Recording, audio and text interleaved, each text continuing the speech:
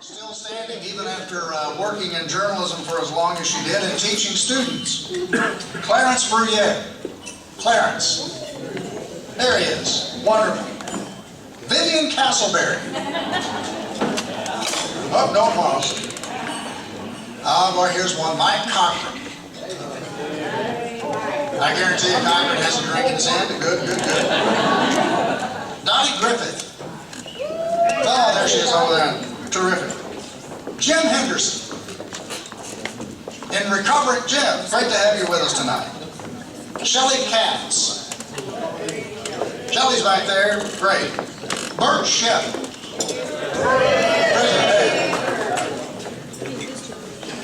Wonderful. And Carlton Stowers. Who? Oh, Ron Chapman is here. Good. Ron Chapman. Where's Ron? Oh, my ex-wife, Rena Peterson, is here. Where's Rena? Oh, there she is. Yeah, good. Thank you. Did I miss anybody? A round of applause. I'm sorry, what? Oh, yes. Excuse me. A round of applause.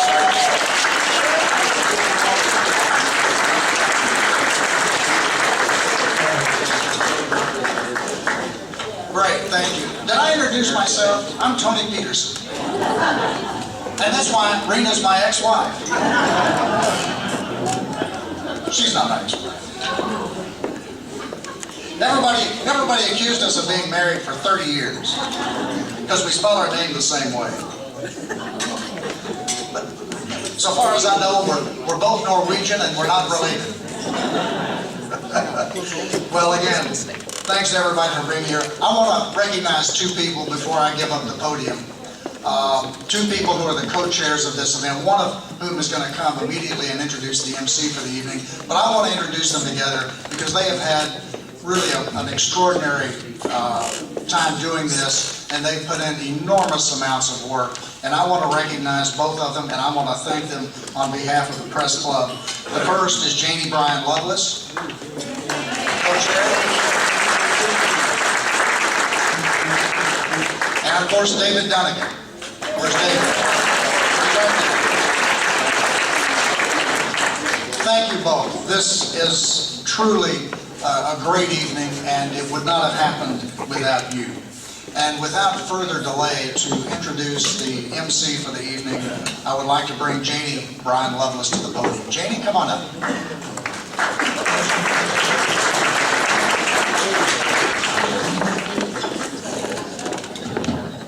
Can you hear me? We are so fortunate tonight to have Chris Boyd as our MC, and as you probably know, she's the host and managing editor of KERA Radio's Think program. Her show airs Monday through Thursday at noon to 2 p.m. And she, I think, is the most fortunate person possible because she gets to interview these fabulous guests on 2-hour shows every day, and it's rebroadcast at night at 9 p.m. So if you haven't heard Think, you really need to tune in to 90.1 FM. Chris began her broadcast career along the U.S.-Mexican border, and she simultaneously ended up working as reporter, anchor, and news director at several radio and TV stations. She's TCU graduate, so she came back to Dallas and began as news director for Broadcast.com, and she later served as senior producer of Yahoo's Broadcast News. In 2001, Chris joined KERA Radio, where she now hosts the 90.1 talk show. She began hosting as the 90.1 host for the talk show Conversations. She later wrote and produced documentaries on educational and documentary TV programs. And that includes her 2003 critically acclaimed and nationally broadcast show, which was called JFK Breaking the News. She also produced and co-hosted the Emmy Award-winning public affairs program called On the Record. More recently, in 2009, her current program, Think, was named Best Radio Talk Show of Dallas by the Dallas Observer. And D Magazine named Chris the best broadcaster for radio in Dallas in 2010. She also won the Public Radio News Directors Award for the Best Call-In Program in 2012. Chris and her husband, Matt, live in Dallas, and they have 4 children. I think, actually I know, she is juggling a boatload. We are honored to have her here with us tonight. Where is she, Chris?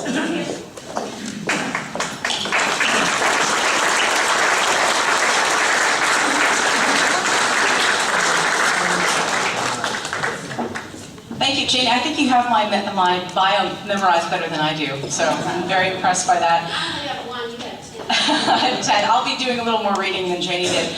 I'm so thrilled to be here. I'm so excited, first of all, to be in the presence of such amazing, legendary talent, and I'm especially excited for those of you who will be honoring tonight.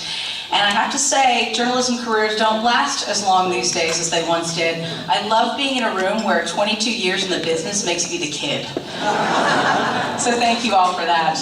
I think we'll get right to it, and we will begin, and I will read a little bit about each of our honorees tonight, and then we'll invite you to come up here, and we have a plaque to recognize all of your achievements.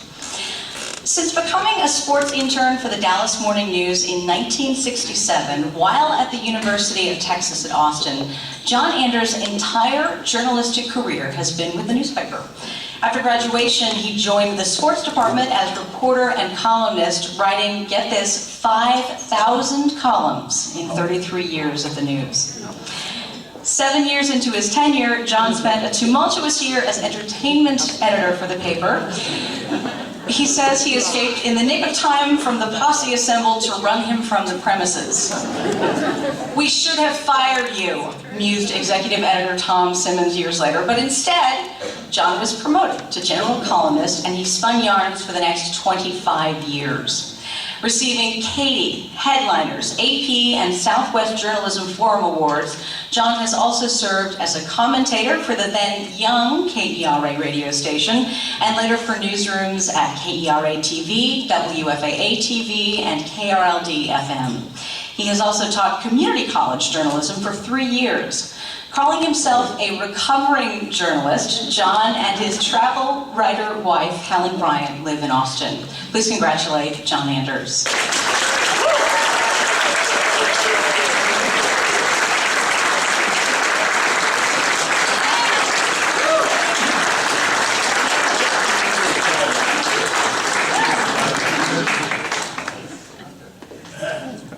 Thank you very much. When my 7-year-old grandson, Abe, found out he was coming to a museum tonight, he told his mother, Miranda, that's great. Will there be dinosaurs? I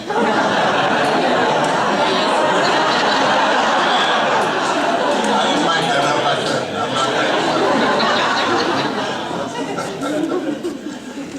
I'm so pleased to be honored with this group, particularly going in with Walter Robertson. That makes a double honor for me. Walt hired me as a sports intern in 1967, and he's not only my exemplar as an all-around journalist, but as a human being, and I'm just so pleased to go in with Walt. And I thank the press club for not ignoring the man behind the curtain. Walt's the guy that pushed us all out to the spotlight, and we appreciate it. I'd like to introduce my family very quickly. Just wave your hand. There's Helen Bryant Anders, my wife. The real legend of our family, and our beautiful daughters, Tyree, right back there, and her husband, Sean, with Miranda, and her boyfriend, that's the term they use these days, Mom. We're glad they're here. You know, I think something about journalism just makes you kind of not want to talk, but I'm here, so I'm going to do it. I only got into the business for 2 what I consider good reasons, fame and fortune. And I've got a short story that kind of explains both. I was in line at Safeway some years ago. Obviously, it was a long time ago. And a young woman came rushing up from the front office. She said, "Are you John Anders?" It was kind of embarrassing because everybody looked up. I said, "Yes, I am." She said, "We've got a couple of hot checks." So that's fame and fortune. Thank you very much.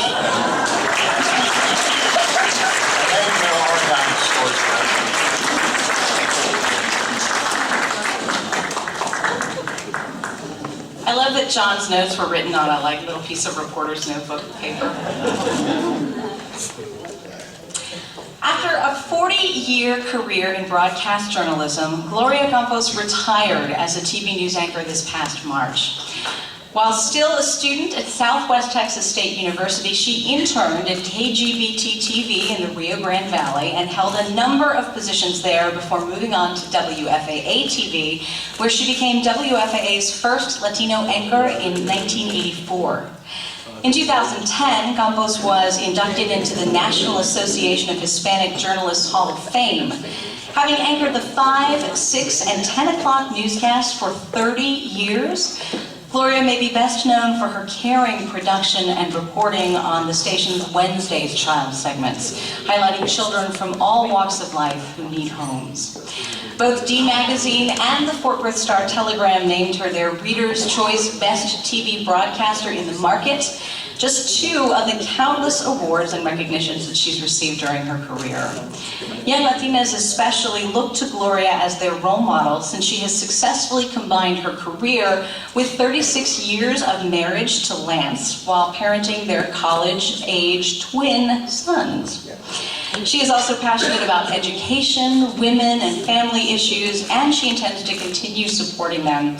With her retirement, there may also be time, finally, for gardening and camping and reading.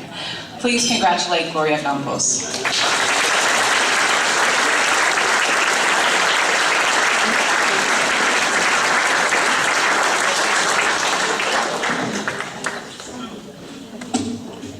Well, after retiring in March, it's almost 3 months. So I feel like this is the long goodbye, and that you all are really sick of me by now. There's a famous Mexican ballad that goes, "Te vas y te vas y te vas y no te has ido." For those of you who don't speak Spanish, that means you say you're going, and you haven't left yet. So, I consider myself an anchor emeritus. I am not a journalist anymore. I am enjoying my life, brief so far as it is as a retiree, I call myself Glow Q Public. And as I have mentioned on my Twitter feed, that now my words will be mine and mine alone, and they may not make a lot of people happy. But I've learned a lot in those 40 years, and I have been so fortunate to have been mentored by some of the best in the business. One of them right here, John Miller, news director. He was, yes, he didn't hire me, but he was very close behind Marty Haig. And I'll never forget the day I came to Dallas to interview. John was up to his eyeballs preparing for the 1984 Republican convention in the city of Dallas, and he just basically gave me the once-over. And I'll never forget that later on when I joined the staff, he once told me that we don't make mistakes here at WFAA. You were supposed to make those in the Valley. So all my career, I worked really hard not to make mistakes. And I always try to be fair, honest, and accurate in my business dealings. But I also tried to be a good coworker, a good friend, a good wife and mother, because after all, those are the jobs that really count. And so now I'm ready to launch on my new normal, and and I really don't know what it's going to be just yet, but that's okay. I have a strong faith in God, and I know that whatever happens is supposed to happen. And I just feel so fortunate and blessed, excessively so, as a matter of fact. It's a little humbling because compared to some of these other people who are being honored, I really feel so undeserving. But I want you to know I'm very proud to be part of this class and to be part of you all, because we're going to be together forever now. You know, we'll be tied by this tremendous honor. So thank you very much to the Press Club of Dallas, and thank you and congratulations too to all the other living legends. Beats the alternative, doesn't it? And to you in my class. Thank you.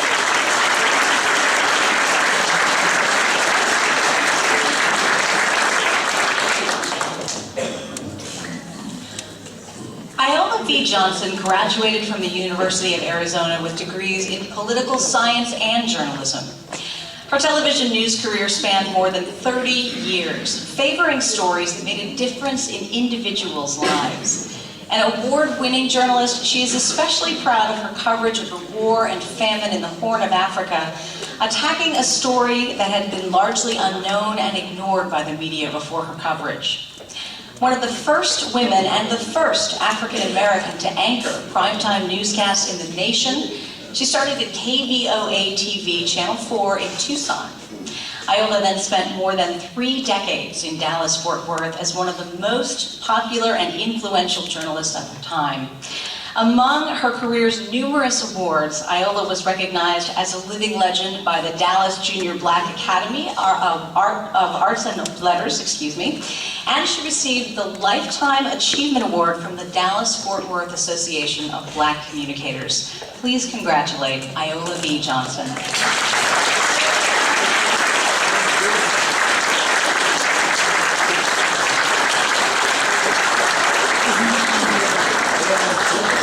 Oh, this has been wonderful tonight. There's so many faces here that I haven't seen for a long time, and it's just fabulous coming together with all of you.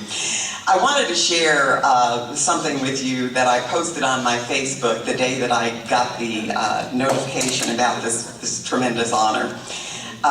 It was kind of a bittersweet thing for me, because on that same day that I was notified of this honor, I learned of a treatment for a debilitating condition that I've suffered with for over 30 years, and which really ended my career as a television news anchor. I was in a horrendous automobile accident which left me with what I now know as thoracic outlet syndrome. Over the years, it was never diagnosed. I've been to every kind of doctor known to man. And finally, you know, I just gave up and thought I'd have to live with this pain for the rest of my life. And recently I was working at KTXD, doing a legend show, if you will. And Susie Humphreys happened to notice that I was wearing a pain patch as we were preparing for a broadcast one day. And she said, you know, what's that? And I said, well, I'm in pain all the time, Susie, but I keep going. So she said, I know a doctor that can help you. I went to this doctor who is a naturopath, and she diagnosed me with thoracic outlet syndrome and recommended that I go and see a surgeon about having it corrected if he verified her diagnosis. He did. And so now I'm planning to have surgery for this, which may end 30 years of suffering. And so it was a bittersweet thing for me when I got the announcement, because they both came on the same day. And I was elated in one sense and a little depressed, I guess, in another. Because I started looking back thinking, oh, if this had been diagnosed years ago, what could my career have been like? Where would it have ended up? You know, what would have happened? But then I came to realize that that was not my lot in life. That was not the hand that I'd been dealt, and I'd have to live with the one that I have. So I just want to say thank you to everyone and let you know that it is wonderful to still be here 30 years later.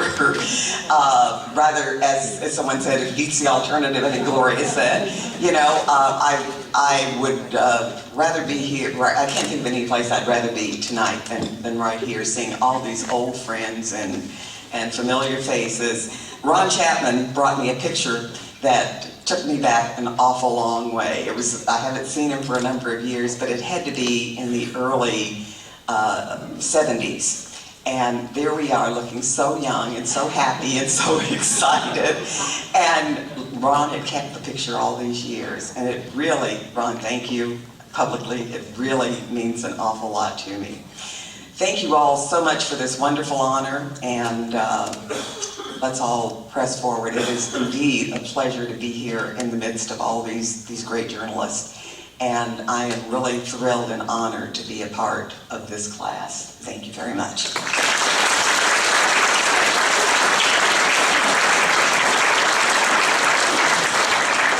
All of our best wishes and prayers go into you with surgery. So. In 1964, Judy Jordan was hired as a Girl Friday at Dallas's CBS affiliate KRLD Radio and TV by legendary news director Eddie Barker. And soon she co-hosted the radio station's teen comment program. During her first 10 years at Channel 4, arts and entertainment became her main beat as she covered celebrities like Ella Fitzgerald and Buckminster Fuller, although probably not in the same show. In 1973, Judy became co-anchor of the 5, 6, and 10 o'clock newscasts, also presenting the weekly Eyewitness to History show. Recognized by the Los Angeles Times-Mirror as the First Lady of News, she was the first female in the nation to anchor primetime newscasts in a major market. Texas Monthly called her the first of the babbling broads, and she became an answer in the magazine's Texas Trivia Game. We'll take that in the way we're sure it was intended, ladies. From flying with the Blue Angels to attending the Cannes Film Festival and watching Helen Reddy record I Am Woman, Judy has as many varied experiences as she has awards, including a DuPont Columbia Award for a series she did on cancer prevention. After 17 years at Channel 4, she became a drive-time newscaster at KLIF Radio and later played a role as woman reporter in Kevin Costner's movie American Flyers. For the next 10 years, Judy co-anchored weekday newscasts at KLTV, the ABC affiliate in Tyler, and she helped develop the East Texas Newspaper Network. She also co-anchored the 5 p.m. newscast at CBS 19 in Tyler for 2 years, but retired when she was diagnosed with cancer. Judy is now a cancer survivor in remission for 6 years. Please congratulate Judy.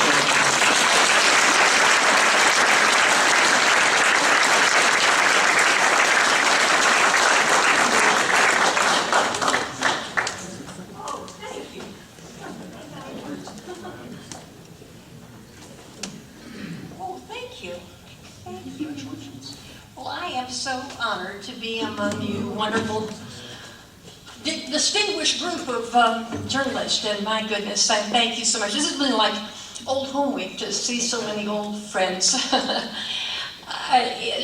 haven't seen in years, and here she is showing up, looking like the youthful, as beautiful as ever. Oh, it's wonderful to see you and wonderful to be with you. My family is here in Mass, and I can't tell you how proud I am. Would you guys stand up, please, and let me brag about you a little bit?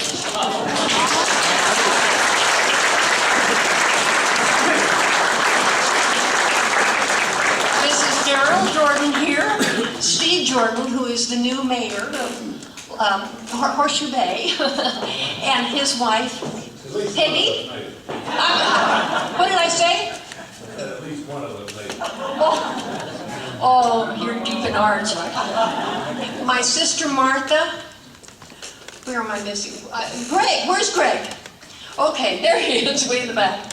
Anyway, I have a wonderful family, and I cannot be more proud of him, of all of them. Iola was told this wonderful story by Steve to Iola. He has a better memory than I remember. Tell him, Steve, it was wonderful. Okay, tell him here. I told Iola that David, Judy's deceased husband, very clever guy. Soon after Jordy was born, we were having a family dinner talking about all the good things that are going on. And one of us asked what Jordy's first words were. And he said, Iola.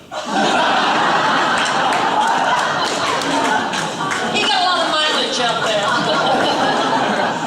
Anyway, it's wonderful to be with you tonight. And Vivian Castleberry, I haven't seen you in so long. And Ron Chapman, oh my dear, you are such wonderful folks, and I just miss you all. All the best. Bye-bye.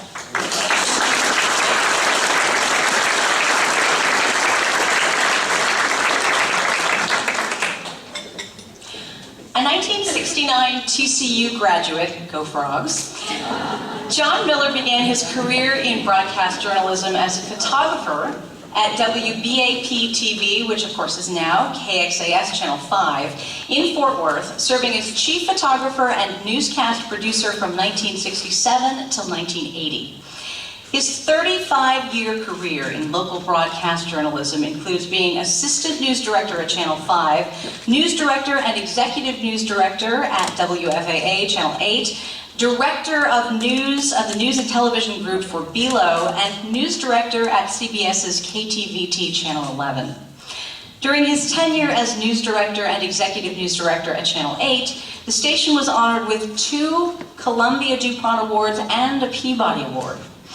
During his, in the 1990s, WFAA, as Belo's flagship station, maintained an unbeaten ratings record in the competitive Dallas-Fort Worth market, placing first in total audience in every evening newscast during every February, May, and November ratings period.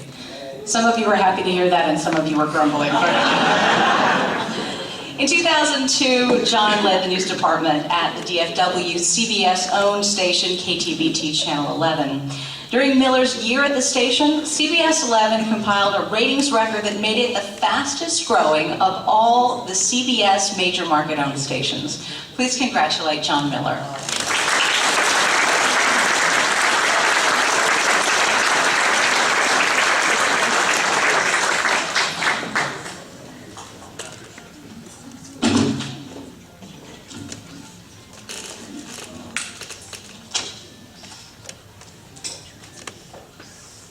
I'm John Miller. I'm honored to be here tonight, but I don't want to give a speech. In September of 2007, I had a stroke on the left side of my brain. It affected my right side, mainly my right arm. I have aphasia. That's the inability to express speech. I thought I would get better, but it hasn't. I worked in the journalism department all my adult life from 1965 to the day of my stroke. I worked at Star Telegram, Channel 5, Channel 8, Channel 11, and the TCU Schieffer School of Journalism. I worked with legendary Marty Hay, taking over for him as news director in 1989. Channel 8 was the best station in the country by far. One memory of Channel 8 and one memory of TCU. It was February 27, 1993.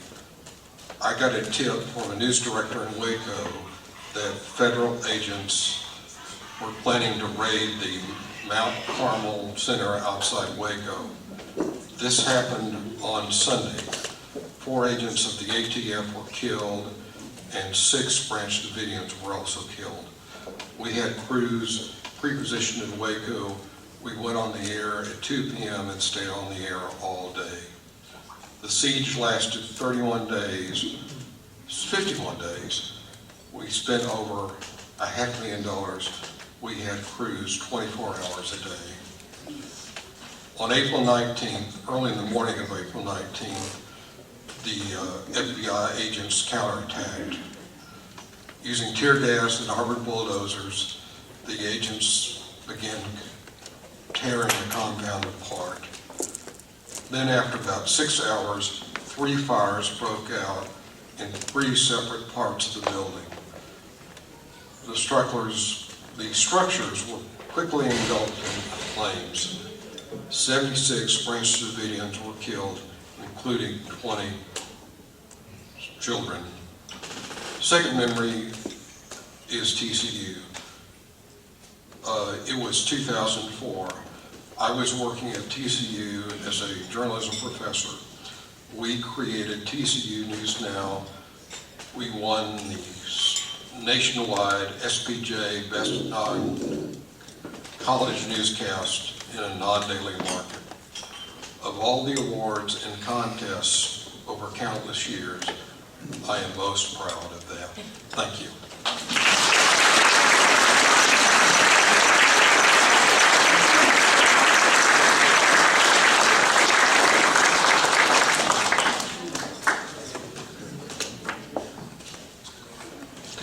Dallas's leaders, businesses, and history have been the focus of Darwin Payne's career.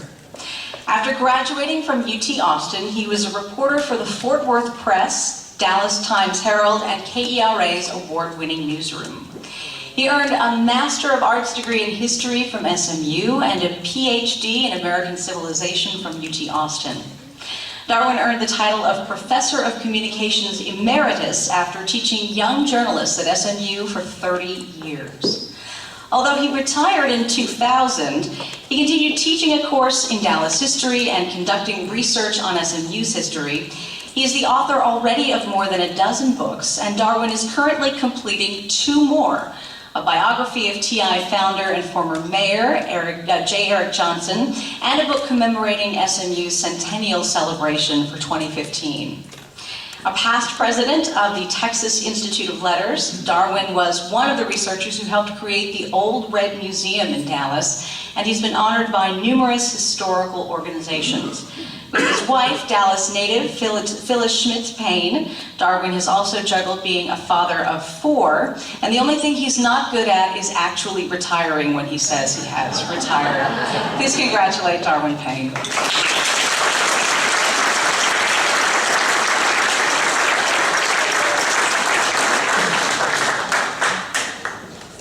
All right, thank you so much, Chris. Thank you, all members of the press club, and it's just great seeing all these old friends here. It's a great honor to see Judy. Daryl Jordan, I used to see playing basketball at the University of Texas when I was an undergraduate there, and he was too. So I was surprised to see Daryl here for this occasion. I wanted to be a part of North Texas journalism since I was about 15 years old. I came to a sad conclusion that I wouldn't make it as a Major League Baseball player. So I thought, well, what could I do? Well, I could be a sports writer.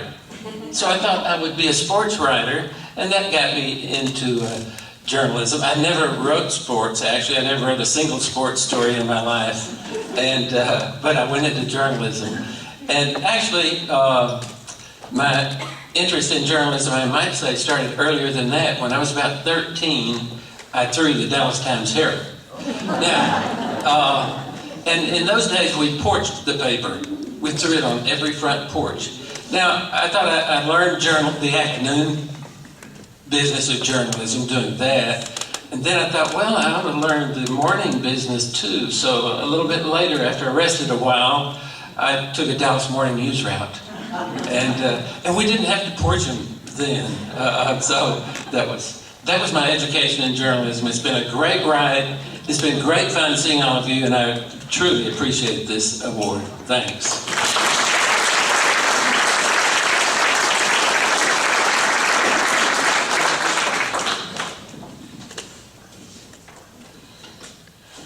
Going to a Super Bowl game is a major thrill for most people, but you can forgive Scott Murray a little if he is not excited. He has covered 30 straight Super Bowls, 30. Countless golf tournaments, World Series, Olympic Games. Spending 3 decades, with NBC television and winning multiple Emmy Awards, Scott was named Sportscaster of the Year 17 times by various news organizations. He needed a new challenge after that. Retiring in 2003, Scott did not go far. He established Murray Media to produce radio and television programming, along with commercial videos and audiovisual services for events. Civic and charitable organizations needing an MC or a moderator? Call Scott. Want a motivational speaker to inspire your team or sales force? He does that too. He can produce a video to explain your fundraising goals. We might actually need to talk, Scott. If the organization is connected with sports or serves a charitable organization, he has probably been on its board in North Texas. But his 2 most cherished awards are Dad of the Year and Father of the Year. Please congratulate Scott Murray.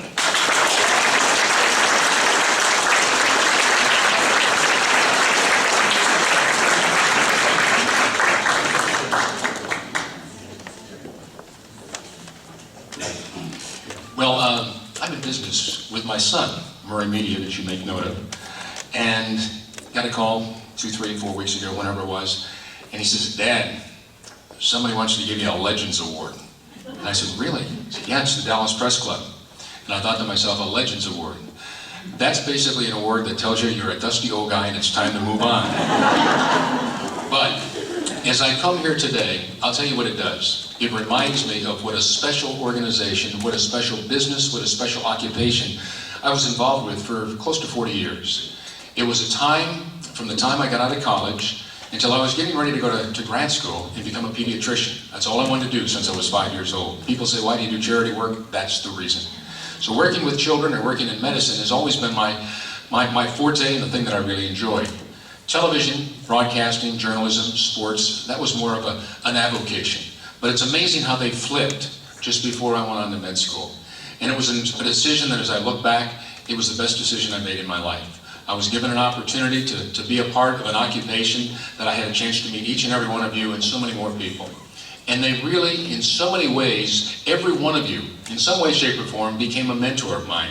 Carlton Stowers over here, I met him in Thousand Oaks back in 1980 when I came here. Hanson and I came to Dallas about 6 months apart from each other. Vern Lundquist was the king of the hill. He was it. Ron Chapman was the king of the hill in radio. He was it. And they both became dear friends. Vern is a dear friend to this day of Carol's and mine and Nancy. They're just good people.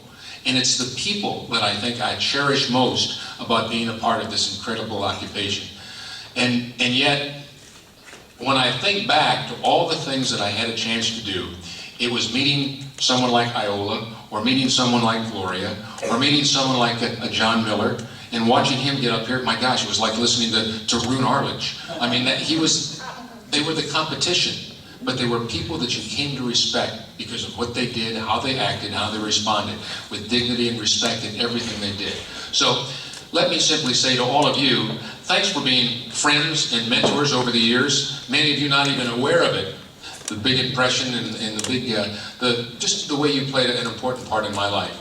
And most importantly, let me also say thank you to the Dallas Press Club for this incredible award.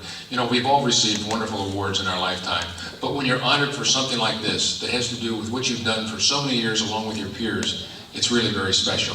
And I would be remiss if I didn't say thank you to my son, who I work with. My daughter's an event planner that lives in Manhattan up in New York City. She's not here tonight, but I think about her and talk to her every day. And most importantly, after 42 years of marriage, my best friend on the face of this earth, who's allowed me to be here tonight because she was the most incredible support staff you could possibly imagine, my wife, Carol. Thank you all very much.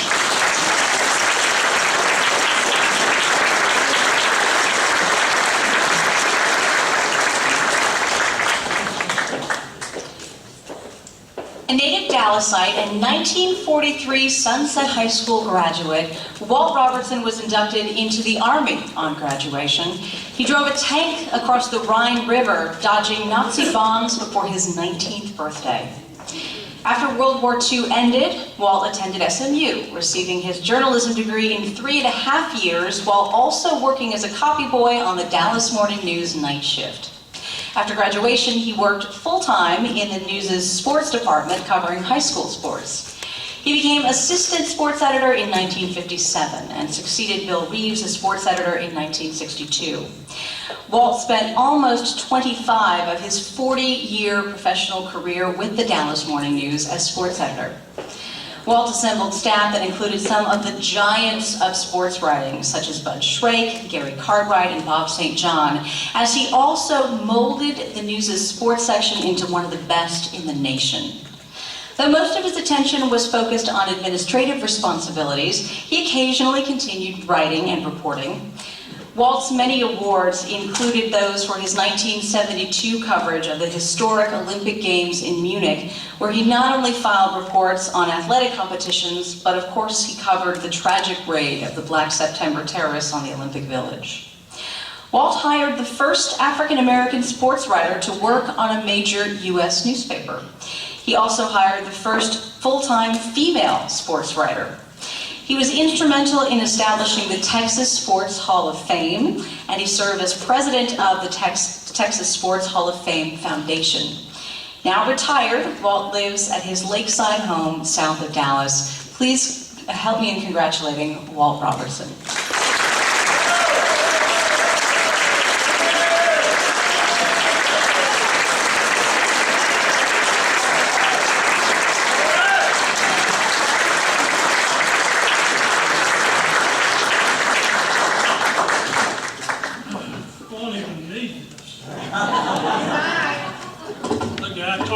Told you everything about my life.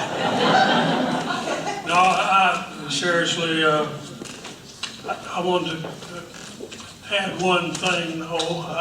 About driving that tank across the Rhine River, I didn't even have a driver's license. I don't know whether I violated any law or not. You know, you've heard a lot of what you're going to hear again here, guys, but I can't edit this thing, you know, this quickly. A very good evening to all of you, of course. I've always regretted having a surname near the end of the alphabet. But tonight, I'll enjoy it. I want to say to you all these wonderful things that those who have been up here before have said about their past. And to add to it, just give me a day or two and I'll add a lot more to it. But I'll need a day or two to work on it. My career, as you have heard, with the Dallas Morning News lasted 40 years, 25 of those as sports editor. Although my principal duties were supervising and occasionally correcting, I did cover many of the biggest events myself. My story on the Texas Longhorns' famed 15-14 victory over Arkansas to win the 1969 Southwest Conference Championship was voted #1 on the list of all-time best 10 sports stories ever published by the paper.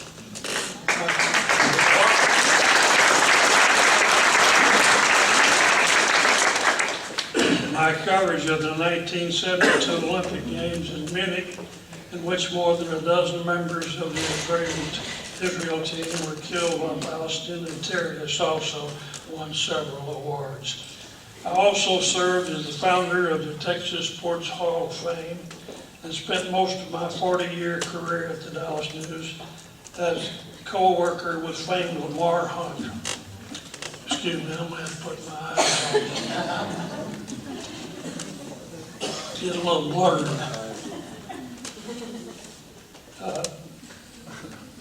Lamar Hunt. Lamar, of course, led a team that led to the construction of the original Hall of Fame in Grand Prairie, and it's moved to Waco a number of years later. My staff during my 25-year career as sports editor never exceeded a dozen, but it included some of the most famous writers the paper ever had. You heard one of them a little while ago, John Anderson. Others included, and you may recall, if you've been around over 50 years, will remember some of these names. Bud Shrake, Gary Cartwright, Bob St. John, Carlton Stowers, Randy Galloway, and Sam Blair. I'm glad to say that I have worked with all of those guys.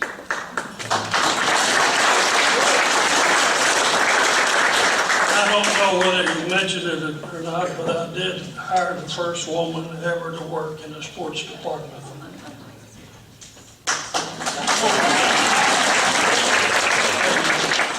Karen Jordan. You may remember Karen. She later became editor of our women's department and now lives in New Mexico, I believe. Anyway, and the first black reporter, Joe Patsy. He was a one-time SMU track star. Today we recall my staff as the Dirty Dozen. And we still meet about once every year for 5 years we've been meeting, is what I'm trying to say. Compare that with the size of today's sports staff, probably over 100. And the number of columns of our sports section, about 15 columns, as compared to today's section of about 80 or 90 columns. We didn't have much to work with. During my years at the news, I was a 3-time president of the Texas Sports Writers Association and served one term as vice president of the National Associated Press Sports Editors Association. I want to quickly introduce my family. My wife of 63 years.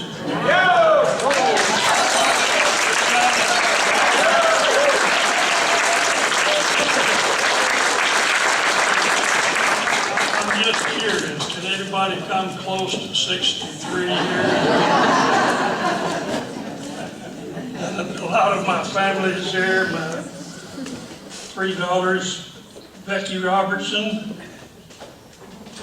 Becky, my daughter Lisa Martin, her husband David Martin, and grandson Andrew, my son Russell Robertson with grandsons Ryan and Reed, my son Alan and my daughter Laurie from Kansas City could not be here tonight, but those were my 5 kids. Can you imagine a man and a woman having 5 kids? But let me quickly explain that in those early years at a morning newspaper, I'd get home about 2 a.m. every evening and climb unpreparedly into bed with an unprepared wife. What else could you expect?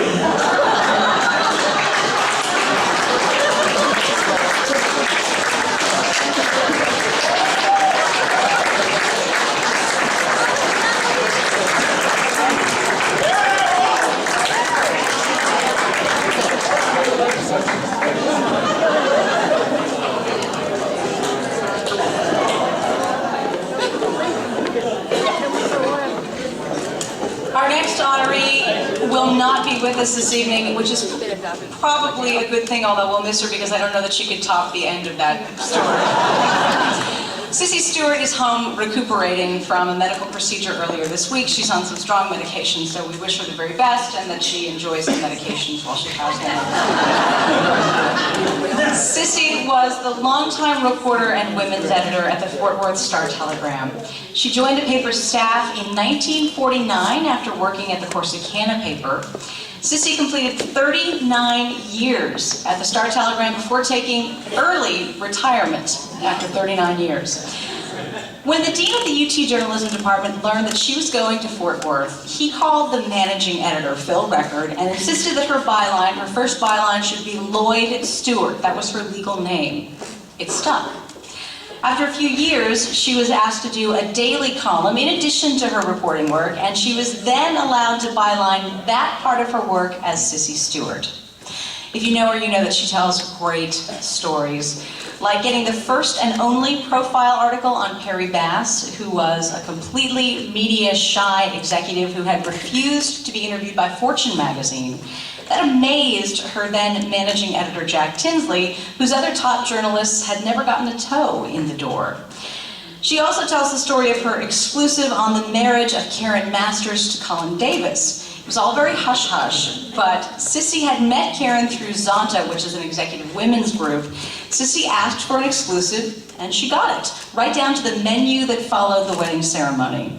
The morning the story ran, a colleague said to her, "Sissy, you've scored a pretty big deal here. It is the first time green beads have ever appeared in the Star Telegram above the masthead." Please, we'll all congratulate her in her absence, Sissy Stewart.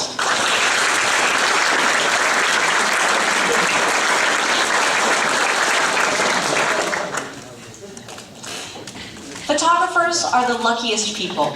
They get to see the whole world. Photographers need to remember what a great job they have. That quote sums up the career and the philosophy of Bob Welch. Television had been on the air for just about 12 years when Bob Welch joined WBAP-TV in 1959. That was Channel 5 back then. Fresh out of the University of North Texas with a journalism degree, he manned a desk on the night shift in the Dallas Police Department's press room. I'm sure there are some stories there. Finding an old camera, Bob badgered his friends to teach him how to shoot. Since then, he has covered fires, hurricanes, tornadoes, ice storms, princes, and presidents, including the assassination of President Kennedy. In 1967, NBC sent him to cover the war in Vietnam, armed with only a 30-pound film camera, extra batteries, 3 canteens, and a dry pair of socks. His walls and shelves are full of awards and plaques recognizing his work. Having started in film, he graduated to live video. Bob is proud to be called a journalist photographer, and we are proud to honor him tonight.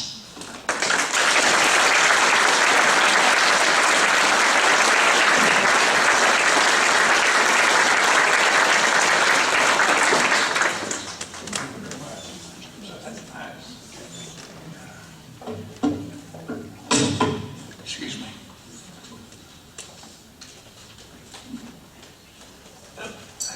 Sorry about that. Thank you, Chris, for that very nice introduction. Appreciate it. Good evening, everyone. Many of you here tonight have been here where I'm standing. And so you know the drill and how excited you were when the phone rang and they told you were a legend. I had just cleaned out the litter box and wasn't thinking about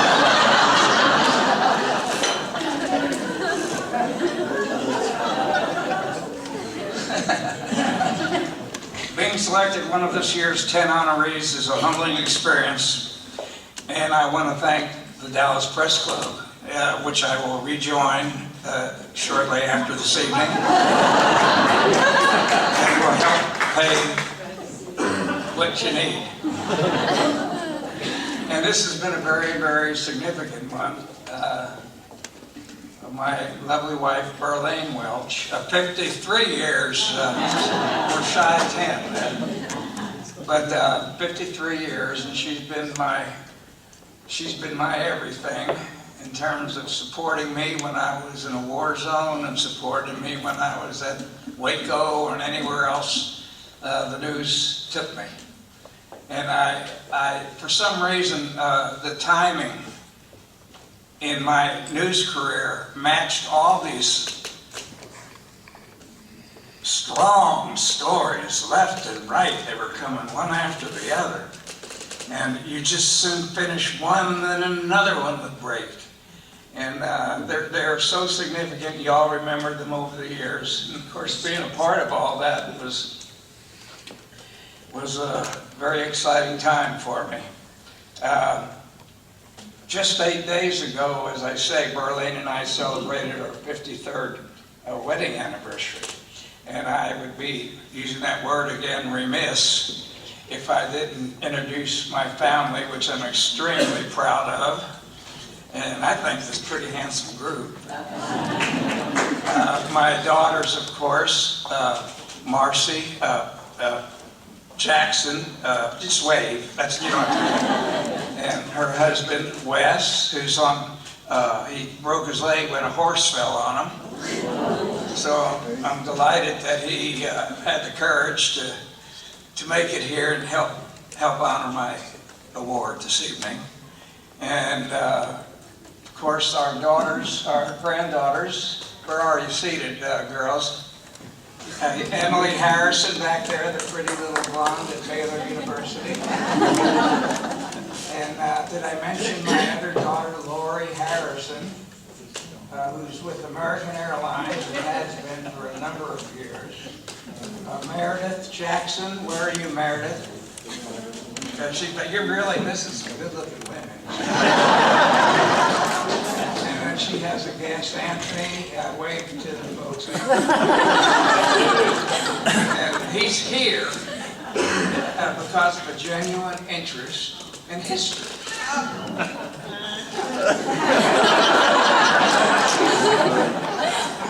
And you know, there's not many of us left that did the JFK trip. Hugh Ainsworth being a stalwart there, and my idol in terms of his ability to convey the message to the populace. I know it's hard for him to listen to himself being bragged on, but he's really one of my favorite journalists of all time. Oh, my son-in-law, Jim Harrison. I am terribly sorry, Jim.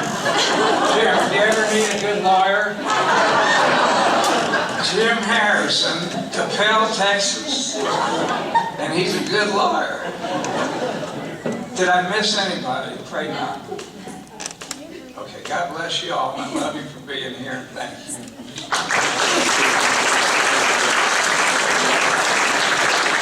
I wasn't going to get into any sea stories, and being the cleanup hitter, I'm the guy where everybody says, Margaret, we'll be out of here.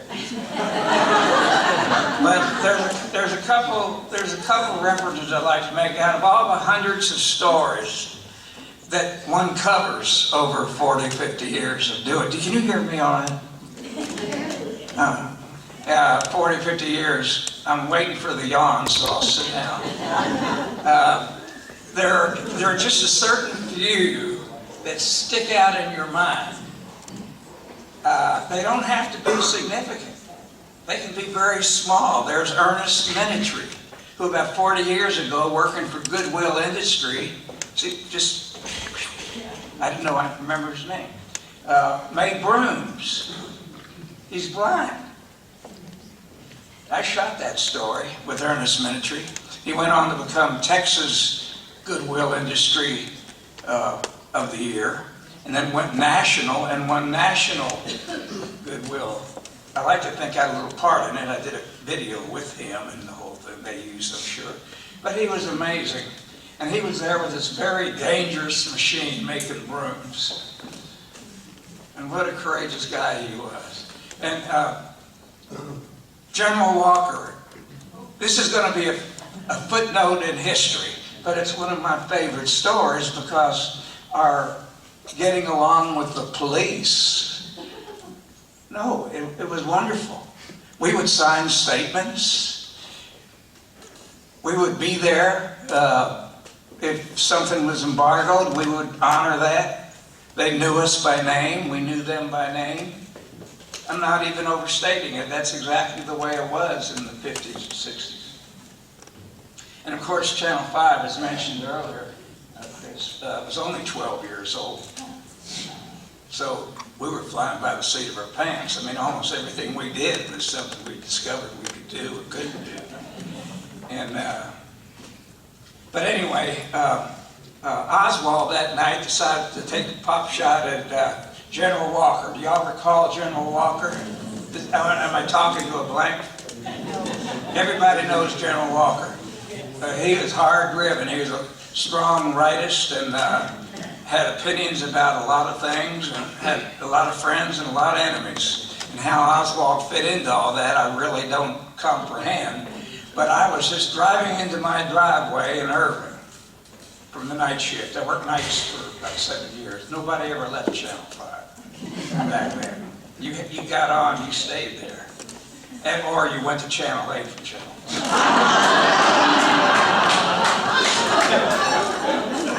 And there's a bunch of them. And they did very well. They had good training. But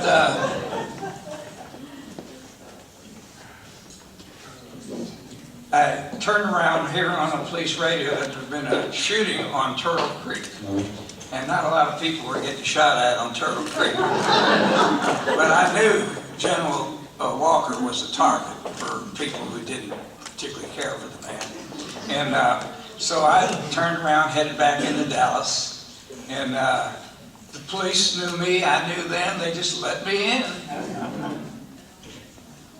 The police at the time I arrived and went into the home were pulling bullets, or pulling the shell out of the wall. No problem. You know, give me a close-up of the hand reaching in, and get the hand reaching in. You know how we do it. And no problem at all. And I'm sure as the years go by and history moves along, that it'll just be a footnote. Nobody will know what we're talking about. And as there's less of us here to talk about what happened to General Walker and Lee Harvey Oswald's first shot, it's a significant story, actually. But you know, it really didn't make the air because the same night that General Walker was shot, Alec Burton was on the desk in Fort Worth. Y'all remember Alec and talking from the chair. And he didn't have time because one of our United States submarines sunk with about 80, 90 crewmen aboard. And that was devastating news for everybody. And so you had a great story, but he had a greater one. It was the next day that it got reported. Now, I've got a couple that are kind of amusing here regarding JFK, and I'll keep it very brief. I understand where you're all sitting right now, but I'll keep it very brief. I needed a pair of patent leather shoes. I was a member of the Marine Corps League at the time, and we required the shiny shoes and all that, Marine tradition. And so I remembered there was a Army-Navy store on Knox Henderson. And I used to work at Highland Park Pharmacy with Tommy and Charlie. I'd make malts, milkshakes, wash dishes, and all that. So anyway, I remembered the Army-Navy store. So there I went. And while I'm at the counter waiting to be serviced, did I tell you this? Yeah. And the cashier said, "Oh, they're walking out already." I know your legs, Bob. I know that. So while I was at the front counter, the cashier said, "Marina, can you come to the front, please?" Well, I was soaking wet in JFK experience. And when I hear the name Marina, there's not another one I know on the planet Earth. And my radar went on very quickly. And all of a sudden, this little gal walks up to the front, and it's Marina Oswald. It's a true story. Nobody knows it but us. But anyway, I needed shoes, and she was instructed to take me to the back and buy me shoes. I didn't say a word to her about anything I would wear her. And so anyway, she fitted me with the shoes. I still have them in the closet today. And Marina, honey, quit telling me to hurry up.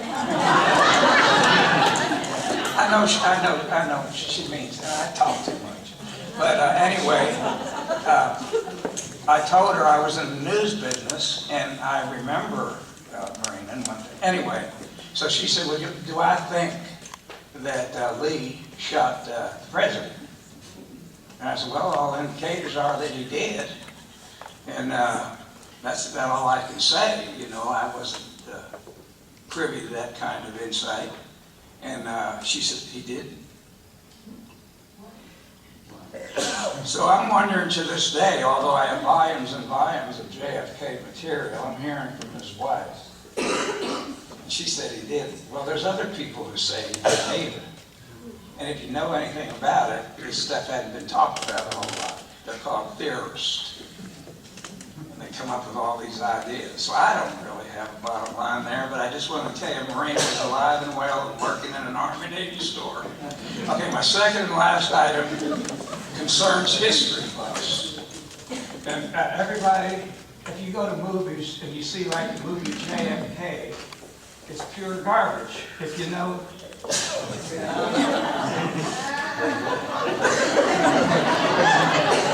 Got a pretty heavy hand here. If you know anything about history, JFK didn't tell it like it is. And yet it was a very popular movie by a very popular director. But it didn't get the facts right. It didn't get much right. But people look at that movie and they think they're learning all about what happened in Dallas. And they're getting a distorted picture of everything. And so anyway, I'm covering the author from England. I can't think of his name, and y'all may remember it. One more time. Meadows? You're right, John. Thank you. John Good Johnson, a former legend that was honored here a year or two ago, and worked at Channel 5. Was excellent, everything. I mean, he's good too. And so anyway, we're in a courtroom in Fort Worth, Texas, and this British author's in there. Everybody's focused on this British author because he wants to dig up Lee Harvey. He doesn't believe he's in there. So I'm in there with a reporter. His name's Ed Martell. Last I heard, he was working with American Airlines, but at the time he was working with me. And we were in the courtroom. I told Ed, I says, if you turn around and look to the back of the room, there's a woman sitting there with a friend. She's right on the aisle. And that is Marguerite Oswald. Same one Bob Schieffer drove over to Dallas. And he said, really? I said, yeah, that's exactly what it is. So anyway, I went back and talked to Mrs. Oswald. And I just told her, I said, I knew you from the trial. You used to come in the press room, and I'd be very happy if you would speak with us after the hearing this morning. And she agreed. But to show you how screwed up history gets, you got to talk out of the horse's mouth to get what really happens. John Miller being a good understander of that piece of work. So we go through the trial, and the trial's over, and Mrs. Oswald follows suit, and we meet her in the hallway. Just Martell and myself. We roll in film, or videotape, or whatever it was, I don't know. And we talk to her at length, and she gives us a great interview. And then she gets in the elevator, and she goes downstairs.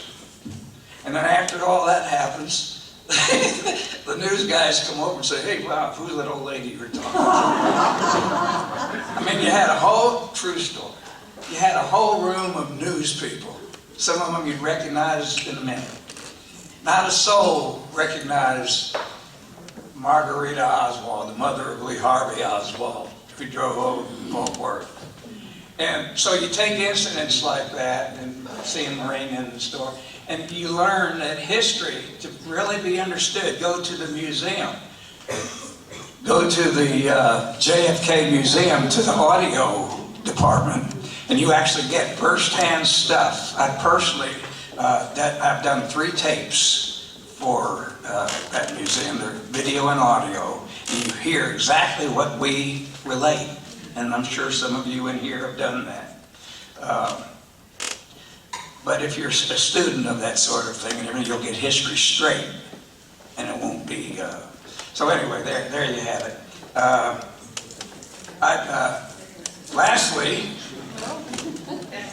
let me say I'm enjoying the living aspect. My living.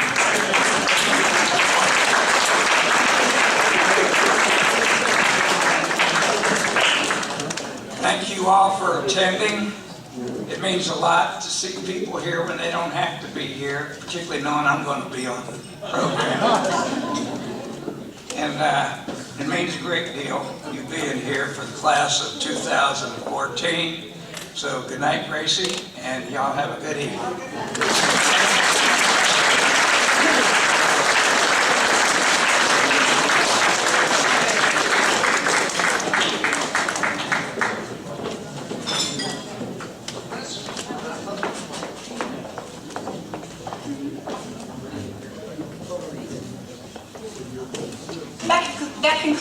our evening. We are so delighted to have each and every one of you here, and we want to thank all of our newly installed living legends, as well as those of you who have been here in the past and have come to rejoin us. I think David Dunnigan is going to give you your official good evening and good night, so I will step aside. Thank you.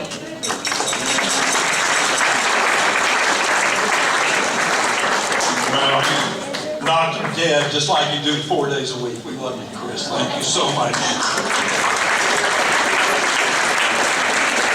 Thank you all for coming so much. I'm only going to do a couple of little housekeeping things. Will the legends themselves please line up against the wall so we can get a group picture when we're finished? No weapons. If you're parked at Trammell Crow, if you get back in the next 40 minutes, there's going to be a teller that will take your parking fund money. And happy hour is going to be coming up for Press Club on June 18th at Trinity Hall. This is going to be a communicators joint happy hour. Join the Press Club. Join the Press Club.